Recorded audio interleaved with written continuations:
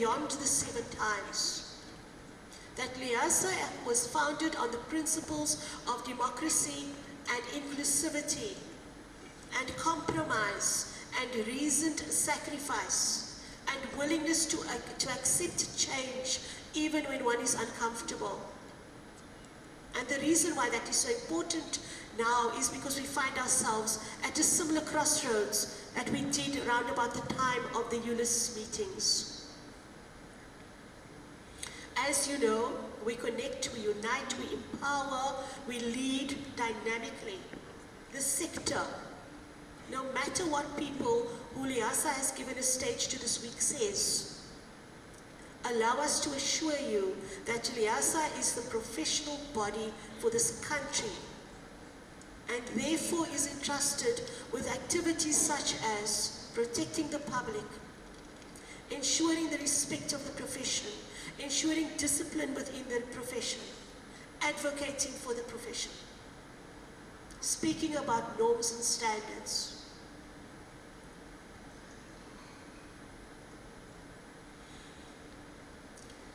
Instead of trotting out the annual pictures of us, of the sitting leadership in LIASA, I'm going to show you who the key disruptors are. All of them are disruptors, because that is what we're expected to be. The days of passive librarians rocking on our heels are long gone. And yes, I'm pointing them out. I'm pimping them, as we would say in the Western Cape. They're an amazing group of people to work with. We don't agree. We have different personalities. But we have worked together this week and moved mountains. And we continue to do so without any evident physical scratches or plasters, which I have bought, by the way, for EXCO. So the red arrows are for EXCO, and that group doing the hashtag I commit, which is this current term's theme, our social media identity, and people have changed it into we commit, and which is absolutely so heartening.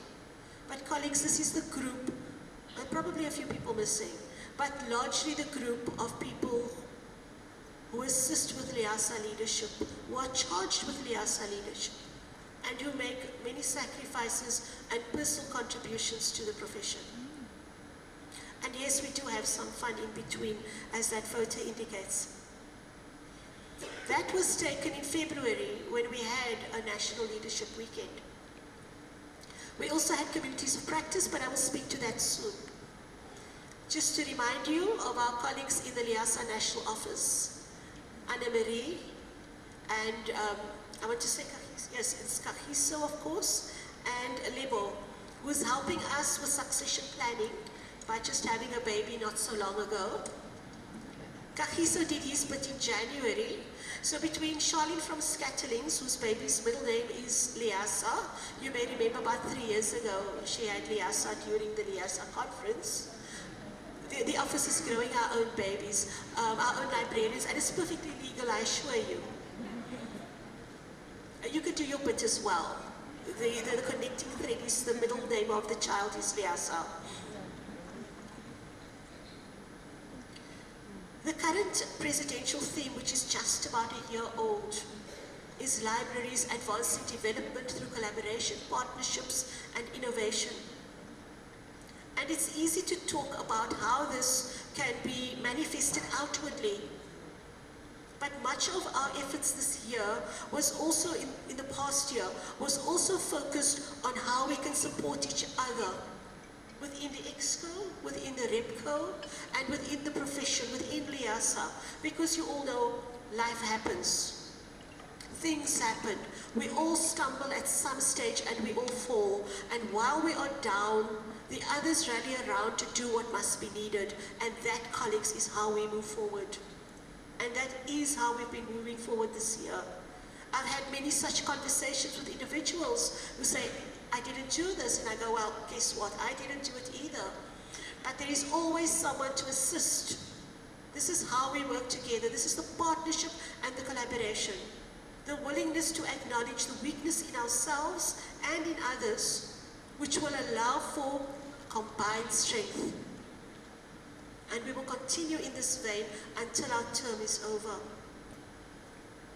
But this theme also provides opportunities to speak to people from whom we are traditionally separated. I'm not a librarian. I'm a knowledge manager. I'm not a librarian. I'm an alchemist. I'm not a librarian. I'm an information scientist. I'm not going to go on today about the framework, the occupational frameworks, and the legalese around these, other than to say, let's put our differences aside. Let's see what commonalities we have and the extent to which those could be used for the advancement of the profession. I don't plan to be around in the next 50 years. And frankly, if one listens to the climatologists, the rest of humanity might not have a fighting chance in this regard. What matters is now. It matters what we do now, not next year or what we are going to do. We are judged by what we do at this very moment. And this is what this theme speaks to. Seeking opportunities outside our traditional barriers, outside our comfort zones. That is where the innovation comes in. It urges us to consider doing things differently.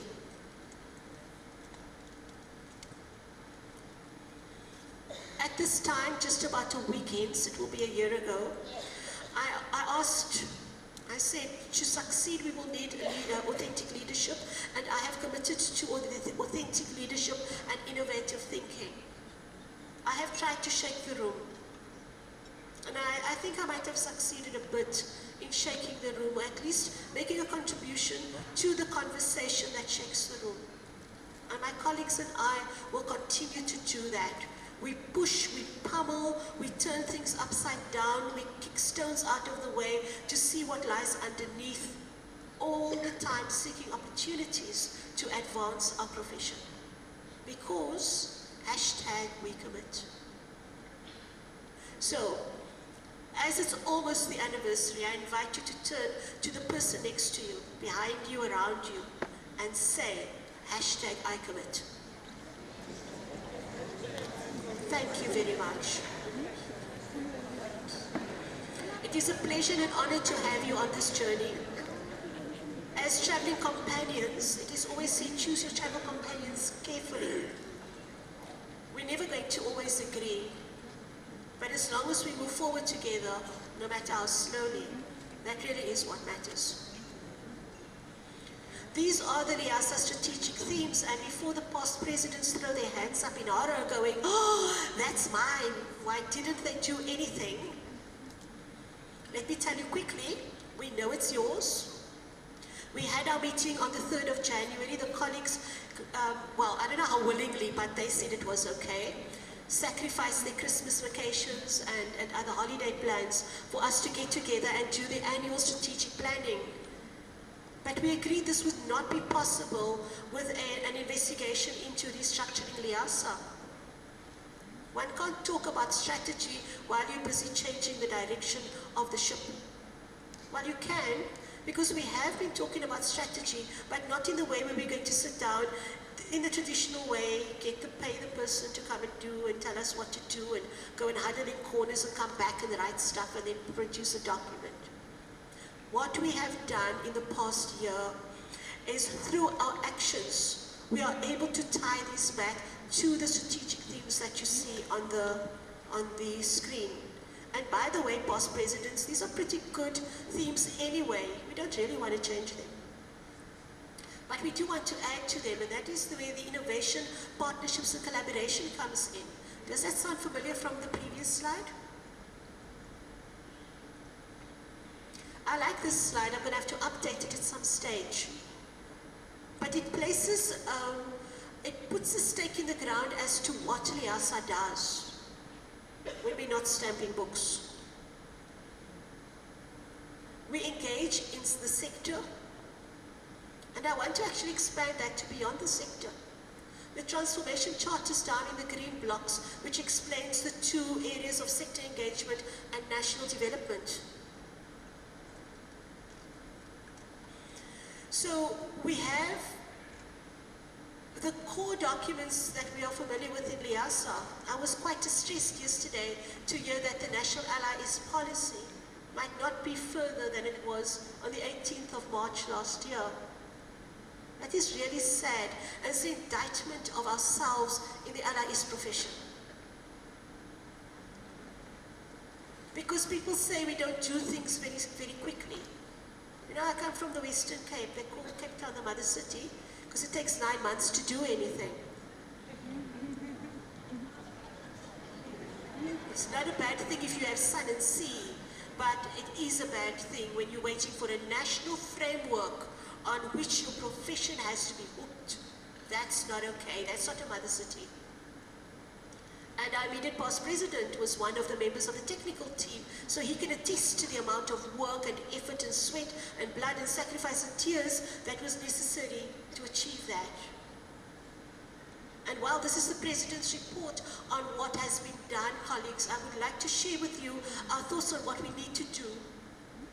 When we walk out of this conference and have a weekend of sleep, because I think EXCO is owed at least a weekend of sleep, is that we need to start talking about writing letters to the government about our profession. Otherwise, we're going to get what we don't want. Frankly, we already have what we don't want. We need to change that. By the way, Michael Darling's in the audience. Welcome, Michael. I was quite heartened the other day with Michael's keynote address and those beautiful pictures about the ecosystem and the references to our transformation charter, because that is exactly what it is. And I've been using the analogy of the metaphor of the transformation charter of the sea. So in the sea you have sand and mussels and fish and mammals and plants